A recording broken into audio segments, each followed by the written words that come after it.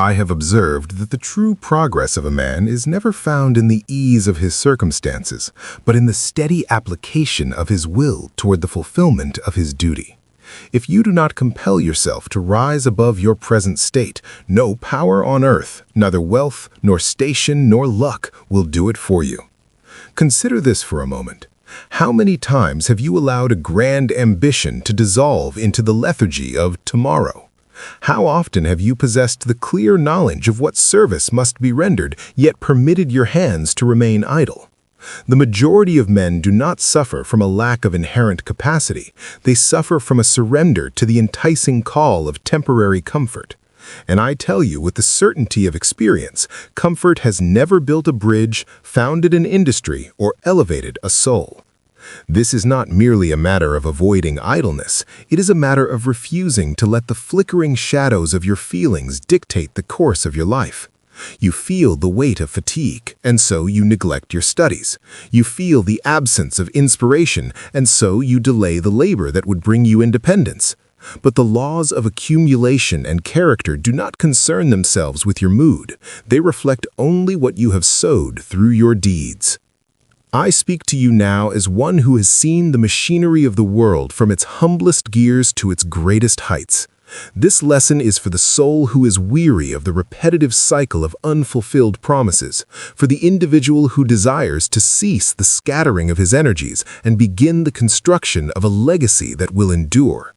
There is to be no more waiting for a favorable wind. There is no more room for the soft, indulgent language that excuses mediocrity. If you are prepared to push past the limits of your own hesitation and take the helm of your personal progress, then let us begin.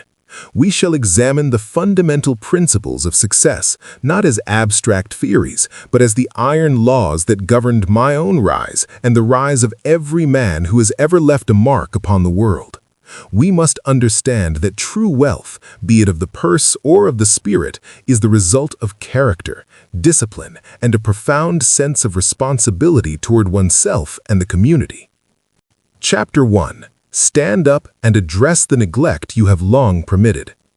There is a particular burden, quite heavy and draining, in facing a task that you have avoided for days, months, or perhaps even years. It is a weight that rests upon the conscience. But I ask you, is that burden not lighter than the eventual consequence of permanent failure? Every morning you rise, there is a certain pull upon your mind, a duty unperformed, a habit of extravagance you have not curtailed, a difficult conversation with a partner you have postponed, or a vital decision left hanging in the balance. The longer you permit this delay, the more the rust of neglect consumes the machinery of your ambition. Improvement does not wait for the ideal day, for the perfect alignment of stars, or for the moment you feel ready. It begins precisely when you stand up and deal with the very thing that has been clogging the wheels of your progress. That is the moment the ascent begins. Most people are waiting for some phantom future to begin their true work. They say they will start after the new year, or when their capital is greater, or when the burdens of life seem less pressing. But in the empire of business and the empire of the soul, there is no tomorrow that is more perfect than today. If you are unwilling to face the challenge now when the stakes are small, you will surely lack the fortitude to face it when the stakes are great. If there is an area of your life that feels out of alignment, if you know in the quiet of your heart that you have been retreating from a necessary labor, do not turn your gaze away any longer. True growth begins the moment you cease the deception that things are sufficient as they are. You do not need to be a master of industry to begin. You merely need to be honest. Be honest about where you have allowed your standards to slip. Be honest about the hours you have squandered. Be honest about the patterns of thought that are robbing you of your time, your vitality, and your potential to serve your fellow man. It is seldom the mountain before a man that defeats him. It is the grain of sand in his own shoe, the small, repeated lies he tells his own conscience. It is that silent, daily treaty made with his weaker self, the voice that whispers, "Rest now, for the work is hard." That voice is your greatest antagonist. It is the architect of the average life. It protects your ease but destroys your future. It speaks in soft tones, but leads to a hard and bitter end. If you wish to grow, you must respond with the thunder of action. You must tear up that treaty with laziness. If your affairs are in disorder, bring them to heel. If your ledgers are a mess, open them and face the numbers. If your health is failing, take the first step toward temperance and activity this very hour. Not next month, not after the feast, but today. The moment you face the truth is the moment you reclaim your power from the shadows. Every problem you ignore gathers strength in the dark of neglect, but every problem you face begins to shrink the moment the light of focused action is turned upon it. I have observed throughout my life that men do not fail because they lack strength. They fail because they wait to feel strong before they act. This is a grave misunderstanding of the human spirit. Strength is the child of action, not its parent. You do not think your way into a character of iron. You hammer it out through the performance of difficult tasks. The man you aspire to be is already within you, but he is buried beneath the debris of everything you are currently avoiding. I have known men of immense talent and men of great inherited wealth, but the distinction between those who truly succeed and those who merely exist lies in the courage to face what is difficult without flinching. They did not wait for luck. They rose and addressed what they had been ignoring. You do not require a new philosophy or a more complex plan. You require the discipline to stop asking how you feel and start asking what your duty requires of you.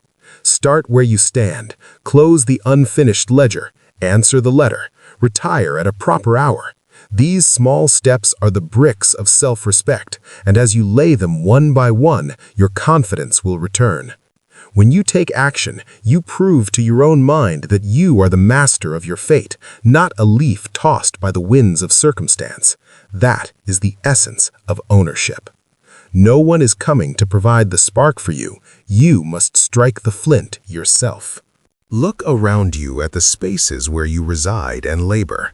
Observe your desk, your room, your ledger, and even the smallest corner of your dwelling. Do you behold order and thrift, or do you find the unsightly accumulation of clutter and disarray? I tell you plainly, that which surrounds you is not merely stuff or happenstance. It is a visible manifestation of your inner state, a balance sheet of your personal discipline and the current condition of your character.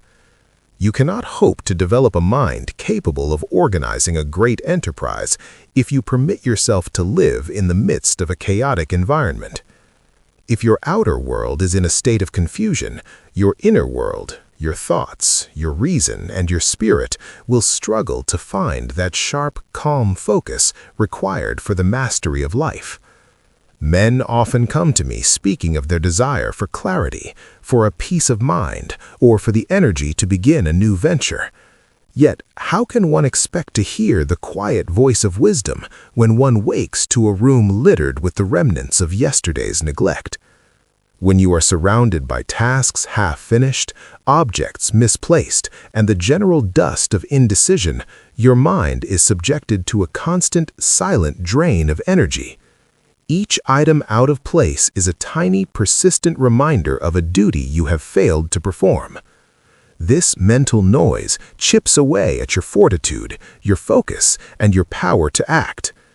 Before you attempt to overhaul your entire philosophy of life, start with that which is immediately within your grasp. Bring order to your physical space. This is not a matter of mere neatness for its own sake. It is an exercise in reclaiming the sovereignty of your will. When you bring order to your surroundings, you are, in truth, bringing order to your habits of behavior.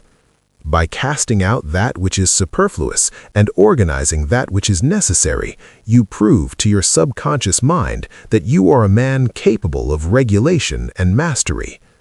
The brain, observing this outward change, begins to believe in its own capacity for systematic labor. It sees action where there was once only stagnation. No man ever felt the stirrings of true power while sitting in the center of a muddle. We are so constituted that our internal state is influenced by our external observations. A life lived in clutter trains the mind to tolerate half measures, to accept confusion as a natural state, and to delay the inevitable labor of rectification.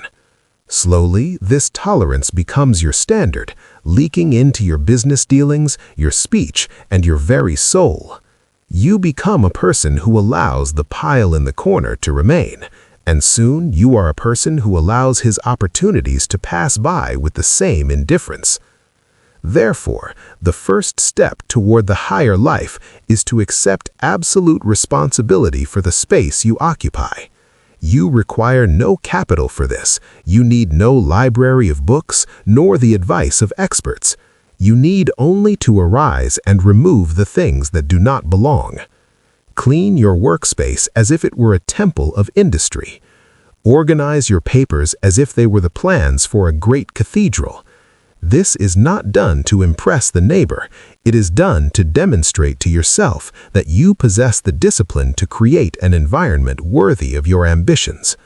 And mark this well, the act of cleaning builds a most valuable momentum. The man who begins by organizing a single drawer often finds that by sunset he has organized his entire week. One small victory over disorder leads inevitably to the next. That is how you break the fog of mental lethargy, not by waiting for a feeling of inspiration, but by engaging in a physical act of discipline that leads the mind back to its proper path.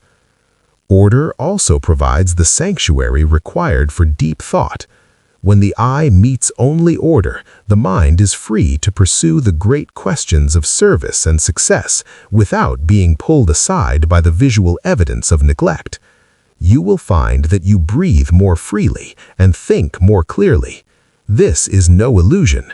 It is the relief of a mind no longer required to carry the silent weight of the unfinished. And I would urge you to extend this principle to your digital affairs and your associations. Clear away the noise of aimless gossip and useless distractions that serve only to scatter your purpose. If your associations are chaotic, they will pull your mind in 100 directions, leaving you with no energy for the main enterprise. If a man cannot manage a messy room, he will surely struggle to manage a great company, for the habits required are identical. In both cases, one must either fix what is broken or look away in weakness. One must either take ownership or retreat into excuses. It starts in small, seemingly insignificant ways, but it always reveals itself in the great crises of life. People tell me they feel stuck or overwhelmed, and while I sympathize with their struggle, the remedy often found not in a new idea, but in a return to fundamental order. By cleaning your space, you give yourself permission to show up fully in the present moment. You cease living in the debris of yesterday and start living in the possibilities of today. This is, at its heart, a matter of identity and self-respect. When you maintain an environment of order, you are sending a message to yourself. I am a man of purpose. My time is valuable. My goals are worthy of a clean and disciplined theater of action. This message, repeated daily, builds a character that will not settle for mediocrity. It creates a discipline that naturally produces results. Conversely, to live in a mess is to tell yourself that you are not serious about your future. Do not wait for a grand occasion to begin this work. Pick a small corner, handle one ledger, organize one shelf. The goal is to prove to yourself that you are the master of your environment. Once you look around and see a space reflected in order, you will realize that the greatest change has not occurred in the room, but within you. You have proven that you are not a man who avoids, but a man who acts.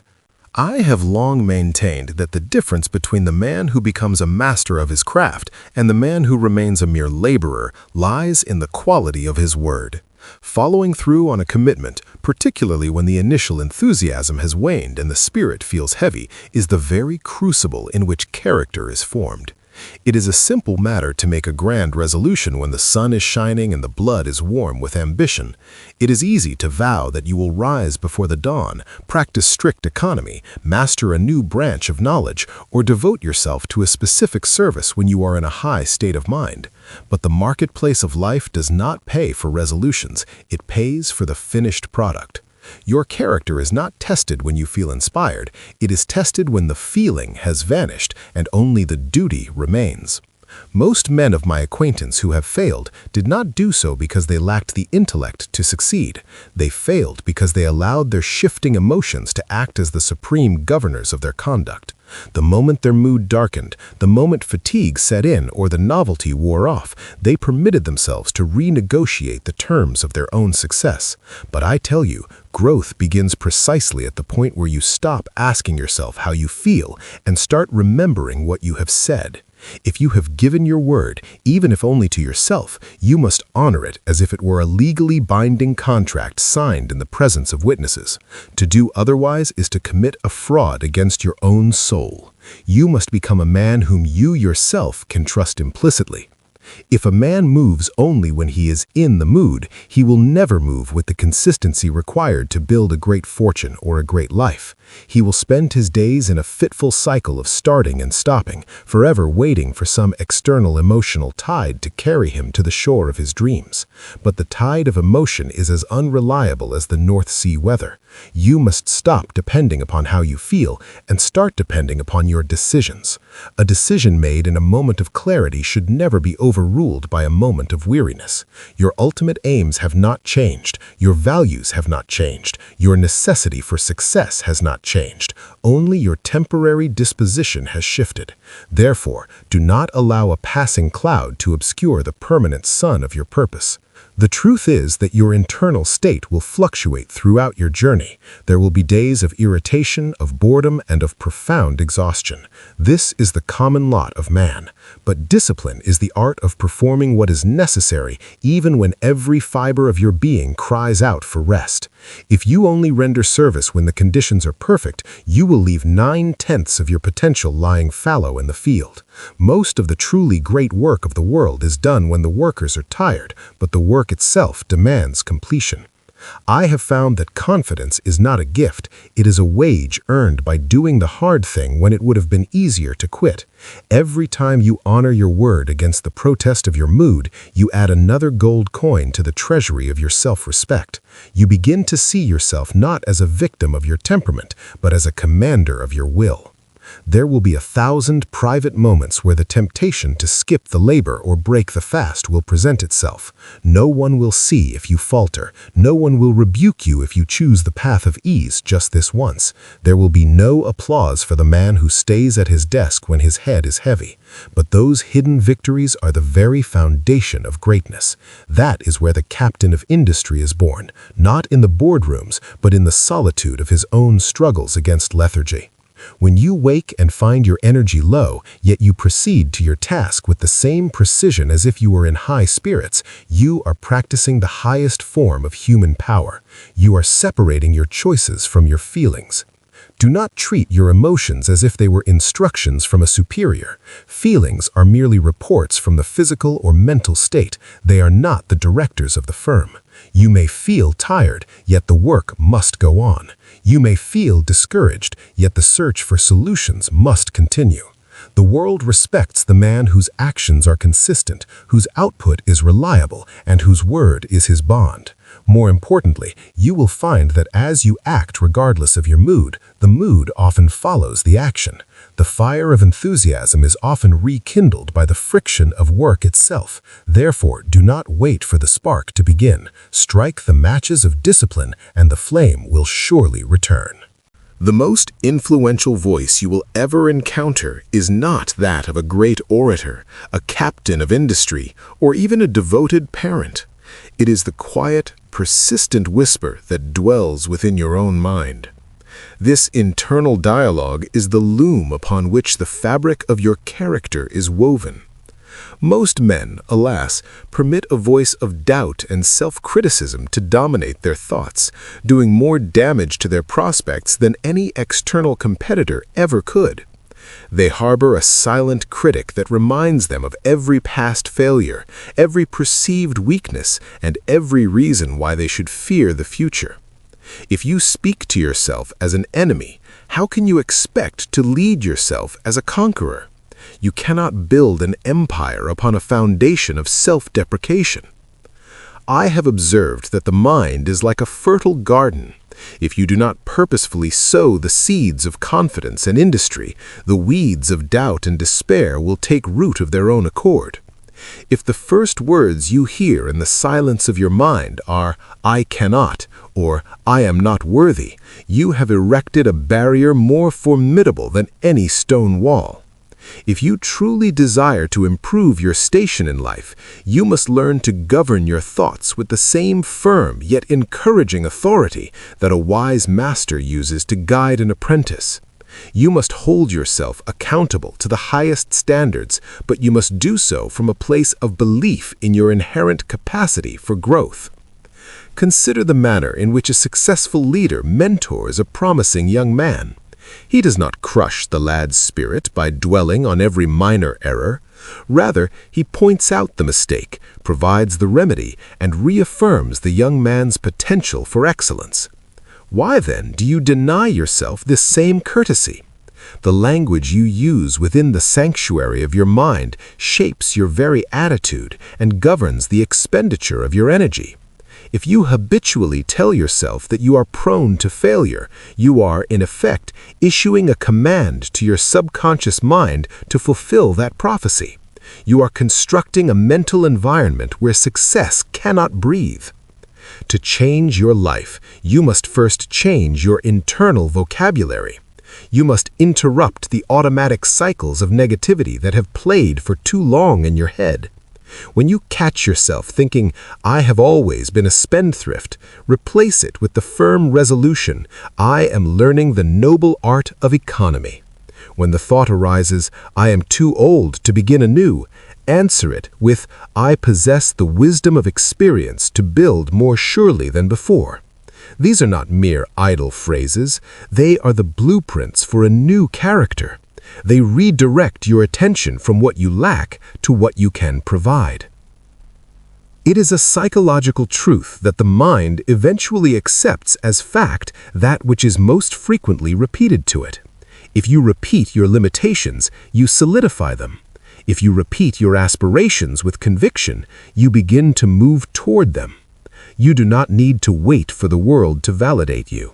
You must provide your own validation through a disciplined and purposeful mind. Stop treating your thoughts as if they were beyond your control. You are the sovereign of your own mental kingdom. You choose which thoughts to entertain and which to cast out into the wilderness. This internal governance is not about blind optimism. It is about objective direction.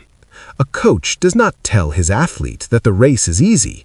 He tells him that he has the strength to endure the hardship. You must become that coach for yourself. Instead of saying, "I am overwhelmed," say, "I shall divide this labor into manageable parts and conquer each in turn." Instead of saying, "This is who I am," say, "This is the state I am currently refining." By changing the way you describe your struggles, you change the way you respond to them. Remember, the world will eventually take you at your own valuation. If you speak to yourself with the dignity of a man who intends to be a benefactor to his race, you will begin to act with that same dignity. If you speak to yourself with the authority of one who commands his own destiny, you will find that others begin to follow your lead. This is the starting point of all true advancement.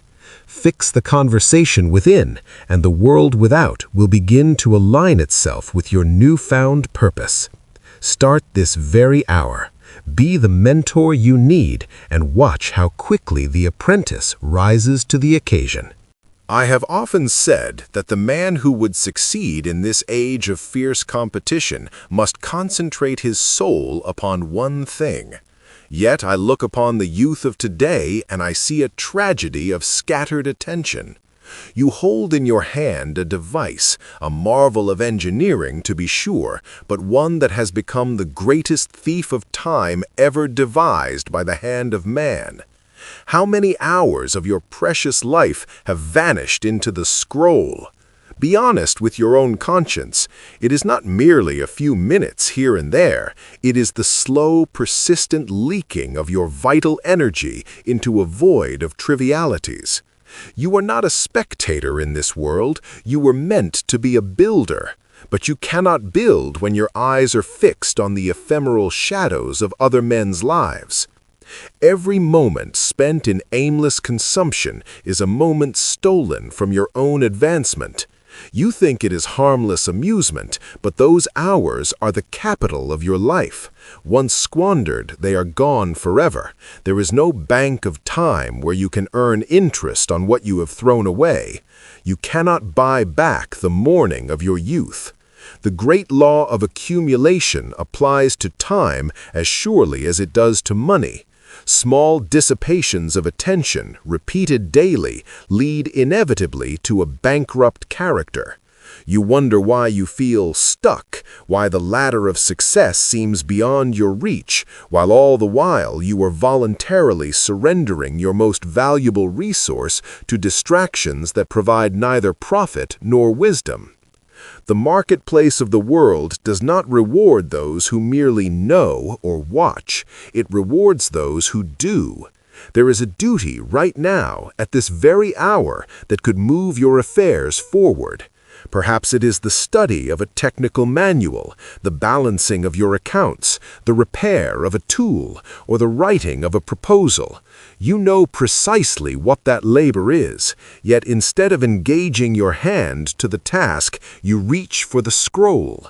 You retreat into the noise of the world to avoid the silence of your own responsibility. This is a cowardice of the spirit. You are hiding from the work that would make you independent. You do not need more inspiration or another lecture. You need to put the device aside and render one useful service. It matters not if the task is small, provided it is finished. Action is the only remedy for the paralysis of distraction. One useful thing done well creates a spark of satisfaction. That spark provides the energy for the next task. This is the secret of momentum that all successful men understand. We do not wait for a grand surge of energy. We begin the work, and the energy follows the labor. A single hour of focused industry is worth more than a month of idle dreaming. The world is full of talkers, men who can describe great ventures, but who lack the fortitude to perform the first humble task. Do not be one of them. The man who cleans his machine or organizes his ledger with precision is closer to success than the man who scrolls through the triumphs of others while his own workshop remains in disarray. Your future is not found in the content of the world. It is found in the quality of your own output. Every time you resist the urge to distract yourself and instead complete a useful task, you are strengthening the muscles of your will. You are becoming a man of weight and substance. Start now. Close the tab, silence the notifications, pick up the pen or the tool.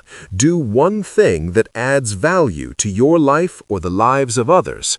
When you have finished that, you will find that the fog of distraction has lifted. You will see your path with greater clarity. You will realize that you were not tired, you were merely bored by your own inaction. The man who renders useful service is a man who is truly alive. The man who only scrolls is a man who is slowly fading away. Reclaim your time, reclaim your mind, render your service to the world, for that is the only road to the empire of success. There is a moment in the heat of the day when the physical frame begins to falter, when the eye grows weary of the ledger and the hand feels heavy upon the tool. In that hour of fatigue, the mind often seeks a treacherous shortcut. It whispers of the need for a stimulant, a sugary confection, a heavy and unwholesome meal, or some other immediate gratification that promises to mask the exhaustion. But I tell you, as one who has managed vast enterprises, you must treat your body with the same meticulous care that a master engineer bestows upon his finest locomotive. When the machinery of your life wants to quit, it does not require the grease of indulgence. It requires the high-grade fuel of temperance and nourishment. Most men squander their physical capital as recklessly as they squander their pennies. They eat without regard for the return on investment, consuming that which provides a momentary pleasure but leaves the system sluggish and the intellect clouded. This is a violation of the law of economy. When you reach for the unwholesome because it is easy or comforting, you are making a poor bargain with your future. You are trading the long-term clarity of the captain of industry for the short-term stupor of the spendthrift. I have observed that the most successful men are those who understand that their physical vitality is a trust, a resource to be husbanded with care so that it may be expended in the service of their great aims. When your energy dips, that is the very moment your discipline must rise. The temptation is to surrender to the craving, to tell yourself that you have earned the right to be careless because the day has been long. But the man of character knows that his duty to his purpose does not end when he is tired. Indeed, his duty is to provide his body with what it truly needs to recover, clean, simple, and strengthening fare. By choosing the wholesome over the indulgent, you are rendering a silent vote for your own success. You are proving that you are a man governed by reason, not by the primitive demands of the appetite. Consider the cost of a poor diet upon the empire of your business. A body weighed down by intemperance produces a mind that is slow to perceive opportunity and quick to retreat from difficulty. Your focus disappears, your temper grows short, and your ability to lead others is compromised. Most of the stress that men complain of is not the result of their labors, but the result of their failure to support those labors with proper fuel. The body is a marvelous servant, but it cannot render its best work if it is perpetually struggling against the toxins of excess and neglect.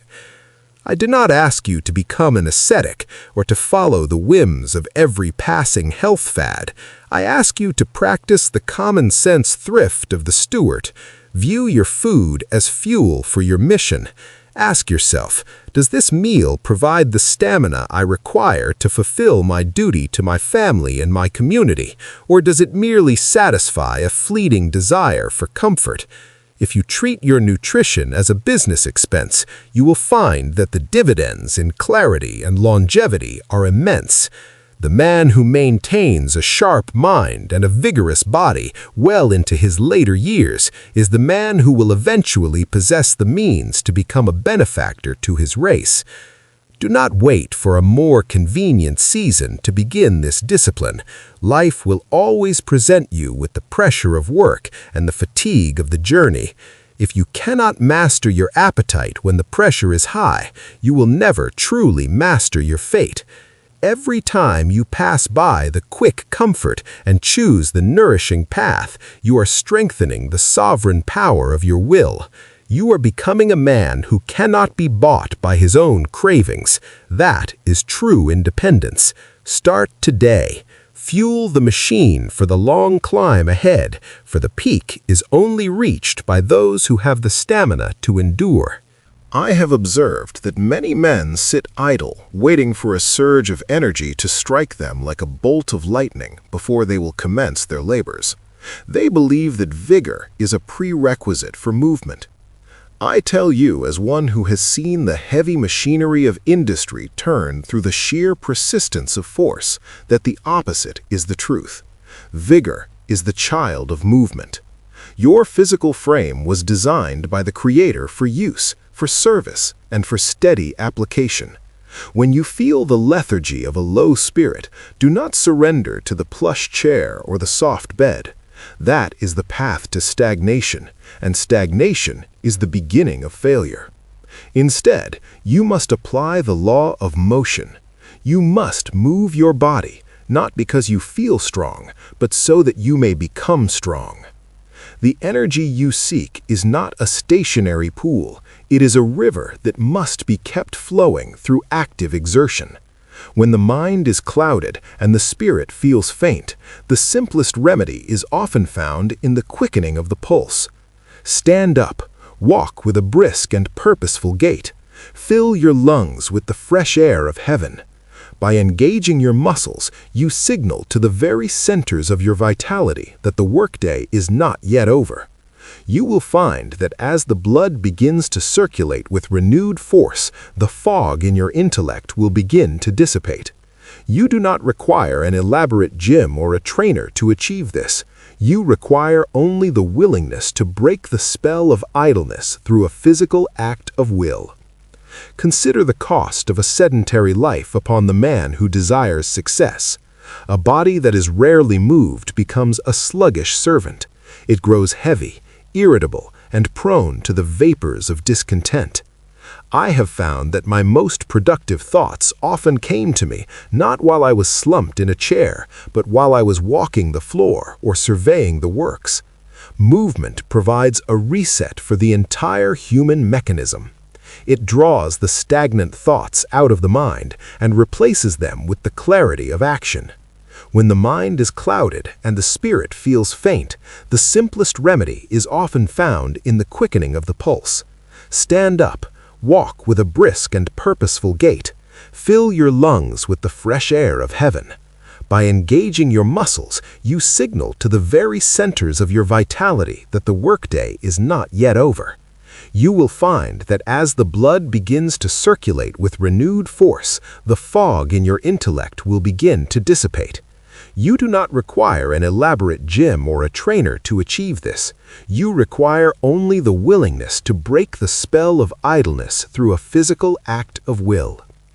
Consider the cost of a sedentary life upon the man who desires success. A body that is rarely moved becomes a sluggish servant. It grows heavy, irritable, and prone to the vapors of discontent. I have found that my most productive thoughts often came to me not while I was slumped in a chair, but while I was walking the floor or surveying the works. Movement provides a reset for the entire human mechanism. It draws the stagnant thoughts out of the mind and replaces them with the clarity of action. If you feel stuck in a problem of business or character, do not beat your head against the wall of your own inaction. Move your feet. Change your physical state, and your mental state will surely follow. There is a profound moral lesson in the simple act of exercising the body when one would rather rest.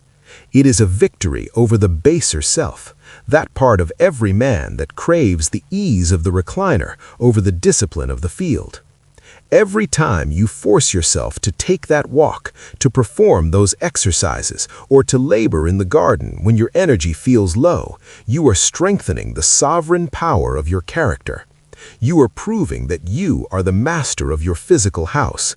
This discipline carries over into the office, the boardroom, and the marketplace. The man who can command his body to move when it is tired is the man who can command his mind to focus when the world is in chaos. Do not allow the excuse of fatigue to become a permanent tenant in your mind.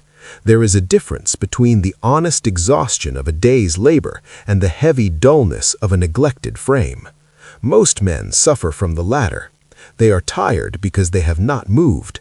They are weak because they have not used their strength. Break this cycle now. Start small. 10 minutes of brisk movement is worth more than 10 hours of wishing for energy. Be a wise steward of your physical vitality. Treat it as the engine of your ambition. Move your body with purpose, and you will find that the energy required for your great ascent will be provided in abundance. You may discourse upon your grand ambitions from sunrise until the evening stars appear. You may profess a desire for the elevation of your character and the expansion of your business. You may even fill your shelves with the memoirs of successful men. But I say to you, with the gravity of one who has scrutinized thousands of balance sheets, that the only testimony of any value is the record of your actual deeds. Your intentions are but the steam in the boiler. They possess no power until they are directed through the valves of action to turn the wheels of industry.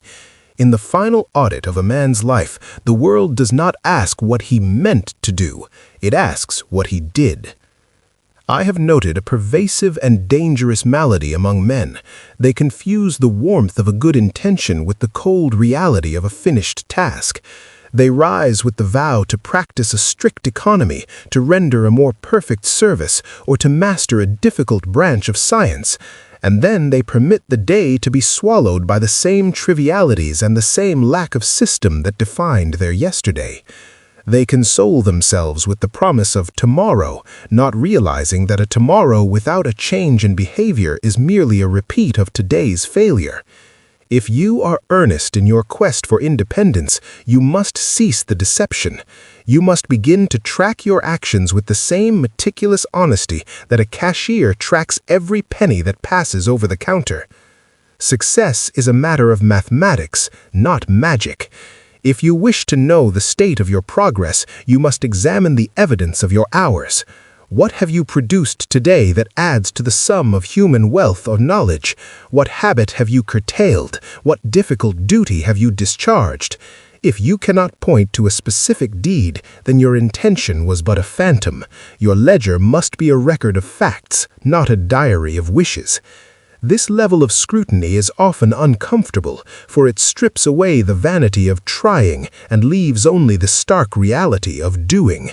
But I tell you, it is better to be pained by the truth today than to be ruined by a lie 10 years hence. Do not be satisfied with the vague feeling of having been busy. To be busy is not necessarily to be productive. Even the idle moth is busy as it consumes the tapestry. You must distinguish between motion and work. Work is that which moves the enterprise toward its ultimate goal. To ensure this, you must keep a written account of your stewardship. At the close of each day, sit in the silence of your study and render an account to yourself. Did you honor your schedule? Did you apply your mind with intensity to the primary task? If the page is blank of achievement, do not offer excuses of fatigue or circumstance. Simply record the failure and resolve to rectify the balance on the morrow. This is how a man of weight is formed, by facing the deficit in his own character until he has turned it into a surplus of discipline. You cannot manage that which you do not measure. A manufacturer who does not know his costs is headed for the bankruptcy court. A man who does not know the expenditure of his time is headed for a life of insignificance. Habits are the compound interest of the soul. Small, disciplined actions, tracked and repeated daily, eventually yield a fortune in character and capacity. But if you do not observe the small leaks in your time and attention, you will eventually find your entire vessel foundering. Start this very night. Procure a simple book and let it be the auditor of your life. Record your deeds with the impartiality of a judge. You will find that the mere act of tracking your behavior creates a powerful incentive for improvement. You will be loath to record a day of idleness when you know you must face the entry before you sleep. This is the path to the high ground. It is the path of the man who takes full possession of his own mind and forces life to pay the price he demands. Deeds, not words, are the coin of the realm in the empire of success. I bid you now to step away from the distractions of the world and find a quiet moment before your own reflection. Do not stand there to adjust the finery of your dress or to admire the station you have achieved. Stand there to confront the only soul who knows the absolute truth of your stewardship. This is a day of reckoning, a private audit of the spirit. In the busyness of the day, it is easy to wear a mask for the public, to speak in grand terms of your plans, and to hide your small neglects behind a facade of respectability. But when you look into your own eyes in the silence of your chamber, the mask falls away. You cannot bribe your own conscience, nor can you deceive the man who stares back at you. Growth is an impossibility for the man who lives in a state of perpetual self-deception. I have found that the reason so many remain in the lower ranks of life is not a lack of opportunity, but a lack of the moral courage required for self-examination. It is much more agreeable to blame the times, the government, or the luck of a competitor for one's lack of progress than to admit, I have been a slothful steward of my own talents. It is easy to say, I am biding my time, when the truth is that you are merely drifting. But the law of success demands a high price for entry, and that price is the unvarnished truth. You must look at your reflection and call your failures by their proper names. If you have squandered your capital on vanities, say so. If you have allowed the weeds of idle gossip to choke your ambition, admit it. Do not fear the sting of this honesty. In the world of business, a merchant who fears to look at his losses is a merchant marked for ruin. It is only by identifying the deficit that one can begin the work of building a surplus. There is no shame in having fallen short of the mark, provided you possess the fortitude to acknowledge the distance. The truth may wound your vanity, but it will liberate your will. A lie, however, comfortable, is a chain that binds you to your present circumstances. By naming your weakness, you strip it of its power over you.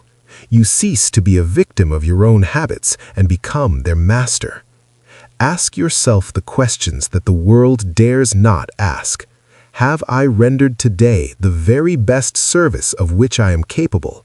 Have I moved one step closer to independence, or have I merely consumed the resources provided by others?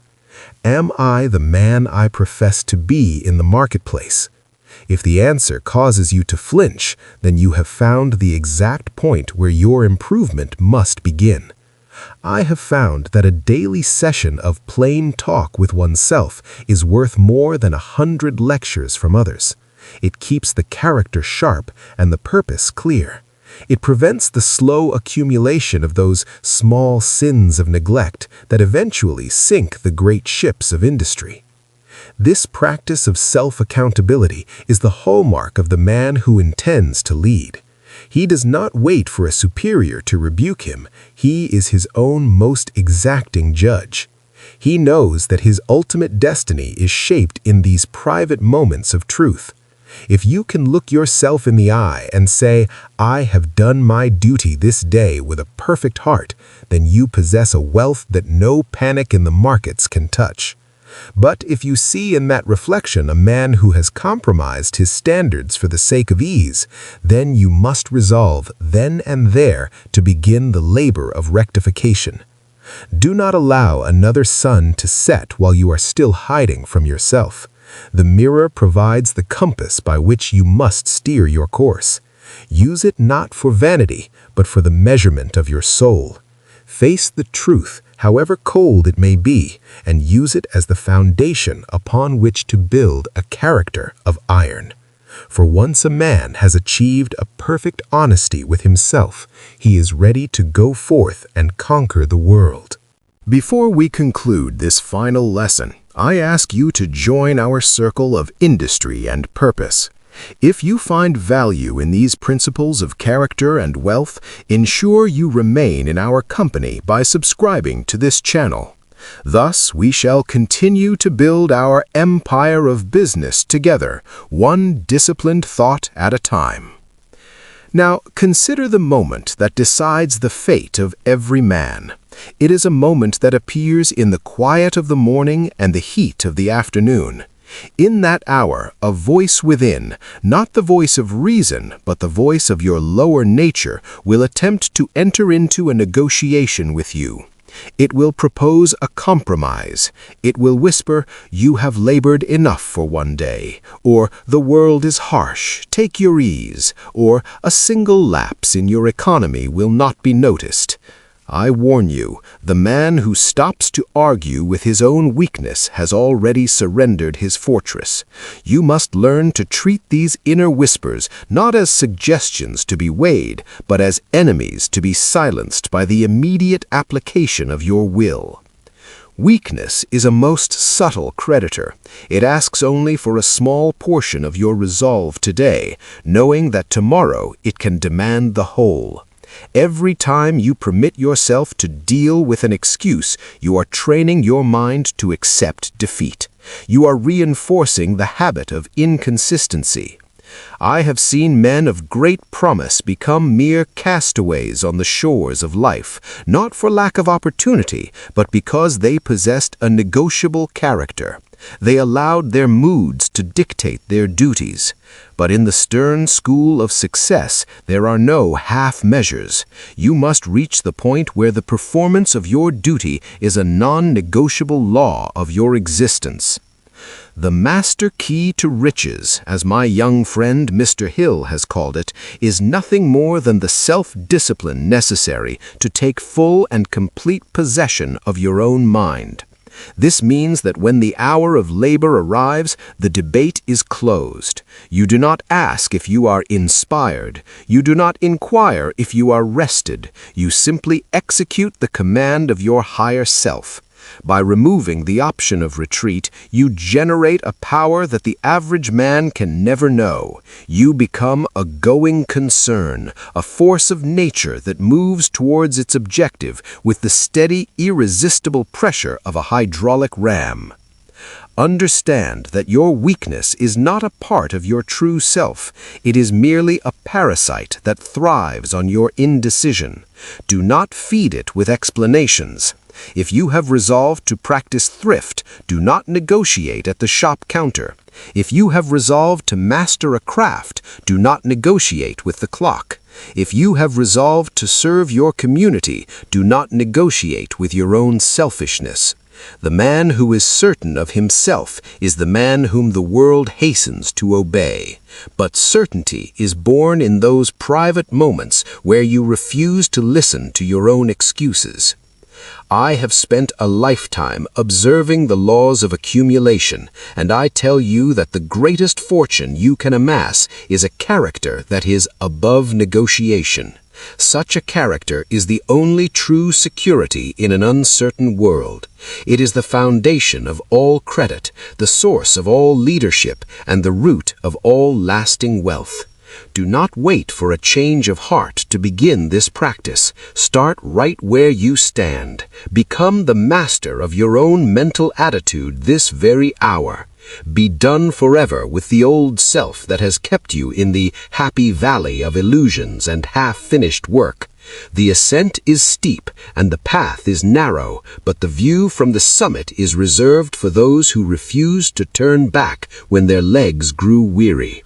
Take possession of your mind. Direct it toward the fulfillment of a high and noble purpose. Render a service that makes the world better for your having lived in it. And above all, never, no, not for a single moment, enter into a treaty with your own limitations. You are a child of the infinite, endowed with the power to force life to pay the price you demand. Go forth now, not as a servant of your moods, but as a master of your destiny. The empire is waiting. Step up and claim it.